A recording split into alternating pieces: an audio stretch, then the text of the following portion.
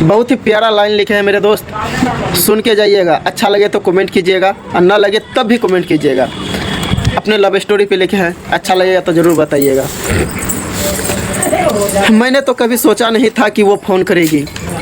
मैं video editing कर रहा था तभी उसका कॉल आया। मैंने बोला हेलो, फिर उसने फ़ोन काट दी। वैसे तो हम नए नंबर पे कभी फ़ोन नहीं करते हैं, लेकिन उस दिन हम न्यू नंबर पे कॉल बैक किए। फिर उसने बोली हेलो।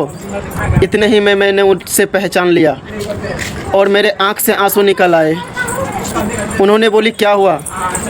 कुछ नहीं, बस पुरानी बातें याद आ गई। फिर मैंने पूछा तुम कैसी हो? वो बोली मरने की तो बहुत कोशिश की पर मेरी जान नहीं गई। मैंने फिर पूछा क्या हुआ? उन्होंने बोली घर का सारा काम करती हूँ फिर भी मारता है, गाली देता है, मेरे हाथ का बना हुआ खाना तक नहीं खाता। शायद वह भी किसी लड़की को चाहता है। फिर उन्होंने बोली एक दिन तो मैं बहुत ही ज़्यादा तंग आ गई थी, गुस्से में आकर दवाई भी पी ली, पता नहीं उसे कैसे पता चला, आकर मुझे बचा लिए। फिर उसने बोली मेरी छोड़, तुम अपनी बता, तुम्हें कोई लड़की मिली या न मिली? मैंने बोला लड़की तो बहुत मिला, लेकिन दिल यह सोच लेता है कि तुम्हारी बात ही कुछ और थी। मैंने उससे बोला याद कर उस दिन तुमने एक बात बोली थी, अगर तुम्हारे शरीर से कोई और टच करेगा तो मुझे बहुत जलन और दिक्कत होगी। फिर उसने कुछ देर बाद बोली मैंने जो तुम्हारे साथ किया, मैं अपने आप पर बहुत ही ज़्यादा शर्मिंदा हूँ, इसीलिए मैंने इतने दिन तक तुमसे बात नहीं किया। फिर उसने बोली यार मैं तुम्हें जानने और पहचानने में बहुत बड़ा गलती कर दी। फिर मैंने बोला ये सब छोड़, तुम अभी का एक फ़ोटो खींचकर मेरे मोबाइल पे भेज। ने बोला अगर मोबाइल मिलेगा तो ज़रूर भेज दूंगी। तक नहीं देता, बहुत दिन हो गया, घर वालों से भी बात किया हुआ। फिर उन्होंने बोला मन उल्टी सी आती है, दिल बेचैन से रहता है।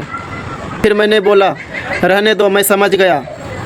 फिर उन्होंने बोला ऐसा कुछ नहीं है, अभी तक हमने उसे अपना शरीर को टच करने तक नहीं दिया। मैंने कहा शायद तुम मुझे इसलिए नहीं बता रही हो क्योंकि मुझे दिक्कत या जलन होगी। नहीं होगी, क्योंकि मेरा अधिकार अब तुम पे थोड़ी ना रहा। फिर मैंने बोला याद कर तुम उस दिन तुम पहली संतान लड़का चाहता था और हम लड़की, इसी बात पे हम दोनों का थोड़ा बहुत लड़ाई भी हो जाता था। तुम्हारा तो माँ बनने का सपना था ना, तो तुम अपना सपना पूरा करो। फिर उन्होंने बोली तुमसे बिछड़े हुए 1 साल हो गया, अभी तक तुम्हें ये सारी बातें याद है? फिर मैंने बोला ये बंदा कैसे भूल सकता है जो तुम्हारी रोज़ रात को फ़ोटो और रिकॉर्डिंग सुनकर सोता हो। राधे राधे। आगे के लाइन कुछ ऐसे लिख के रखा हूँ, सुन के रोना आ जाएगा। अकाउंट को फॉलो कर लेना मेरी भाई। अगली वीडियो कल शाम को बनाता हूँ।